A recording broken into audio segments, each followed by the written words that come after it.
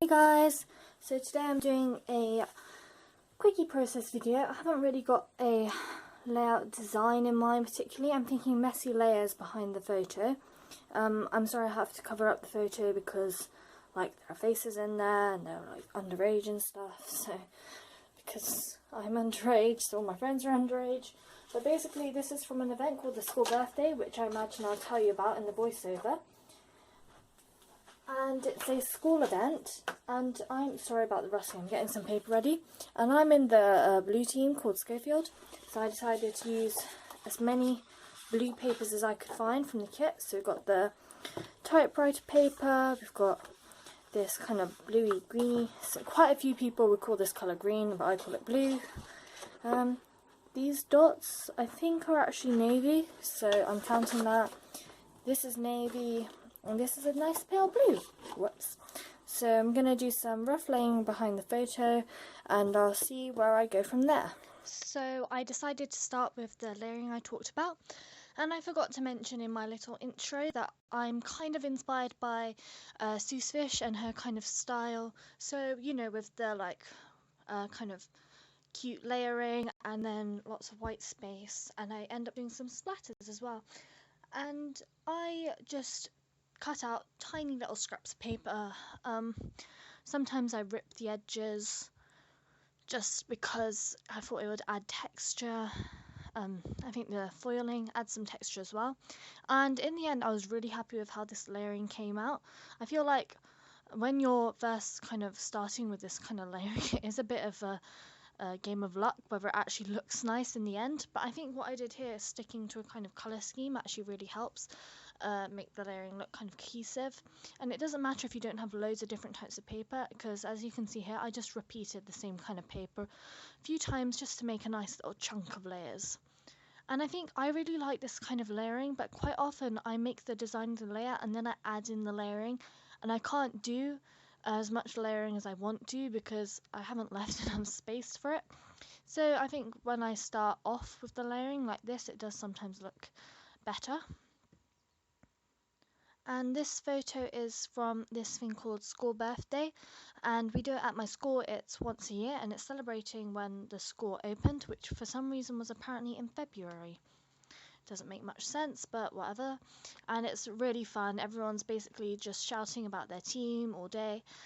There's the school birthday dance where 30 people try and dance in a coordinated manner. I always volunteer to organise it. I don't know why.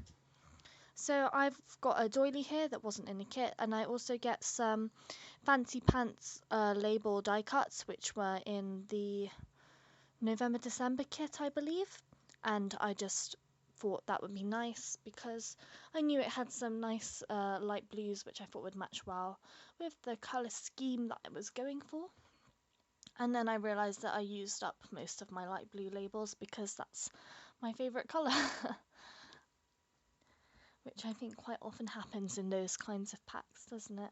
It's kind of like letter stickers, how you always run out of the letters you use the most.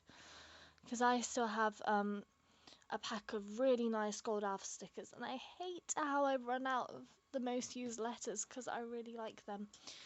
But I can still make random words with O's and U's, so I keep trying. And I can always cut little lines to make eyes. Anyway, here's the splattering I was talking about. So I slowly make the colour deeper as I decide I want it to be more and more noticeable. And the splatters are really tiny, so I get a bigger brush to make some bigger splatters, and finally you can actually see them. And then I'm just going to put the cardstock to one side so I can, because while it dries, so I can just work on the layers around my photo a bit more. So I borrowed another Seuss technique, which is using some cardboard to pop up your photo instead of foam squares.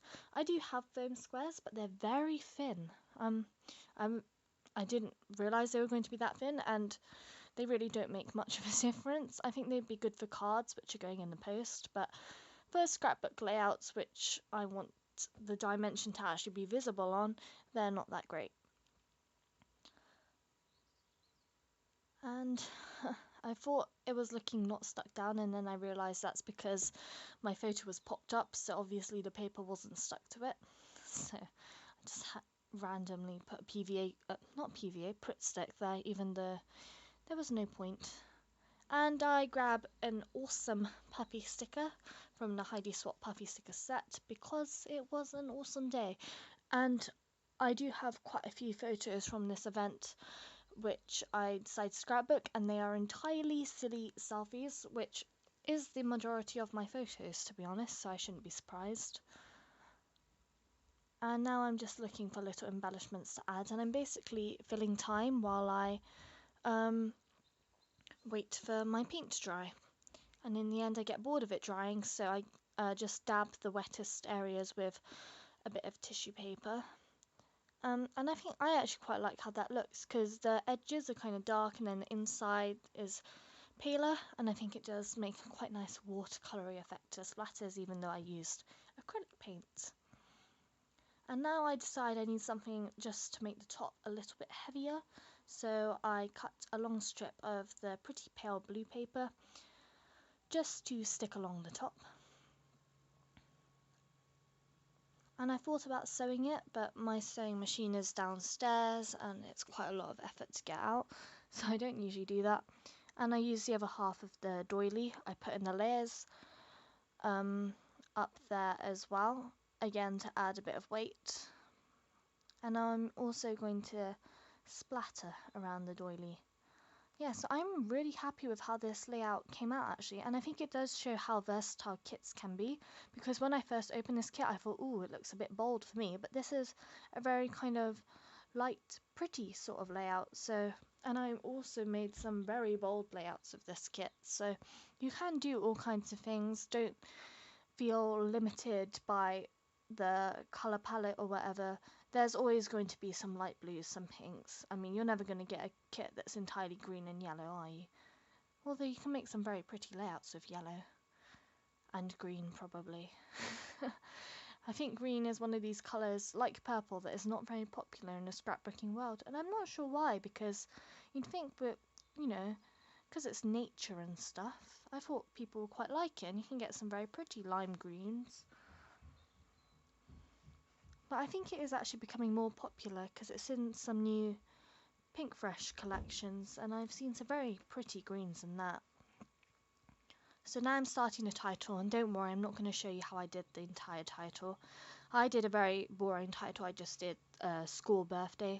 I've decided this is going to be my main school birthday page, and the rest I'll focus on specific aspects of the day, probably things like the dance, and maybe just because it's my last year in as a form, that kind of thing.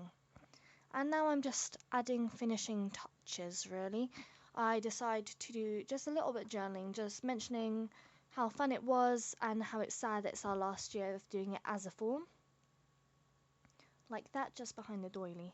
So that's my finished layout. I'm going to show you some close-ups afterwards, and I'll link to crafty templates, my Pinterest and my Instagram down below. Yes, that's a doily. Well done, Alice.